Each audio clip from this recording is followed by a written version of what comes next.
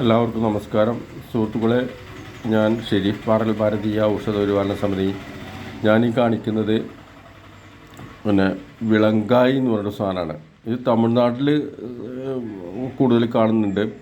അതേപോലെ തന്നെ ഈ ഡ്രൈ ഏരിയയിൽ വളരുന്ന ഒരു വൃക്ഷമാണ്, അതിൻ്റെ കായാണ്. ഇതിപ്പോൾ ഈ സാധനം ഞാൻ വാങ്ങിച്ചത് മുംബൈയിൽ നിന്ന് 10-200 ചില്ലാന കിലോമീറ്റർ ദൂരെ ഉള്ള ഒരു പഞ്ചാഗ്നി എന്ന് പറയുന്ന ഒരു സ്ഥലമുണ്ട്, അവിടെ നിന്നാണ് വാങ്ങിച്ചത്. ഇതിൻ്റെ ഇല സന്ധികളുടെ വേദനയ്ക്ക് നല്ല റിസൾട്ടാണെന്ന് അറിയണത്. പിന്നെ മുടിയുടെ ആരോഗ്യത്തിന് വളരെ നല്ലതാണിത്. ഈ കൂവള വർഗത്തിൽപ്പെട്ടതാണ്.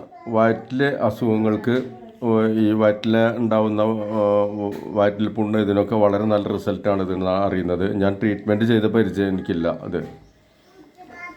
അതേപോലെ തന്നെ ശരീരത്തിലെ വിഷം പുറന്തള്ളും. അത് വലിയൊരു ഗുണമുള്ളതാണ്. ശരീരത്തിൽ വിഷം പുറന്തള്ളാറുണ്ട്. വിഷം പുറന്തള്ളി കഴിഞ്ഞാൽ തന്നെ നമുക്ക് ക്യാൻസർ പോലുള്ള മാരകമായിട്ടുള്ള സംഭവം ഒന്നും ശരീരത്തിലുണ്ടാവില്ല. പിന്നെ അതായത് ചില സംഗതികൾ വെള്ളം നനച്ചു കൊടുത്തുണ്ടാക്കേണ്ടതുണ്ട്. ഇത് ചിലതൊക്കെ ഈ ഡ്രൈ ഏരിയയിൽ വളരുന്നത് അങ്ങനെ കൂടുതൽ വെള്ളം നനച്ചു കൊടുത്തിട്ട് നമുക്ക് ചെയ്യാൻ പറ്റില്ല. പിന്നെ അതുപോലെ ഞാനിപ്പോൾ അവിടെ നിന്ന് വാങ്ങിച്ചൊരു സാധനം, എനിക്കൊരു പിടുത്തം ഇതിനെക്കുറിച്ചിട്ടില്ല. അവർ പറയുന്നത് പല്ല് തേക്കാൻ പറ്റുന്നൊരു സാധനമാണ് എന്നാണ് പറഞ്ഞത്. ഇതായി ഞാൻ കാണിക്കാം വീഡിയോ. ഇതല്ല, മാറിപ്പോരുത്. ഇത് ഞാൻ വാങ്ങിച്ചതാണ്. ഇതൊരു ബീഡിയുടെ ഇലയുടെ സ്മെല്ലാണ് ഉണ്ടാവുന്നത്. ഇവർ പല്ല് തേക്കാൻ ഇത് അവർ ഉപയോഗിക്കുന്നുണ്ട് എന്നാണ്. പക്ഷേ ഇത് ഞാൻ വാങ്ങിച്ചത് നമ്മളെ കോലാപ്പൂരിൽ നിന്ന് കുറച്ച് ഉള്ളോട്ട് പോയിട്ട് ഒരു കാടിൻ്റെ ഏരിയയിൽ ഒരു മാർക്കറ്റ് ഉണ്ട്, അവിടെ നിന്നാണ് ഇത് വാങ്ങിച്ചത്. അപ്പോൾ അവരൊക്കെ പറയുന്നത് പല്ല്, എനിക്ക് കൂടുതൽ ഇവരുടെ ഭാഷ മനസ്സിലാകാത്ത കാരണം കൂടുതൽ ഇതിനെക്കുറിച്ച് പഠിക്കാൻ പറ്റിയിട്ടില്ല.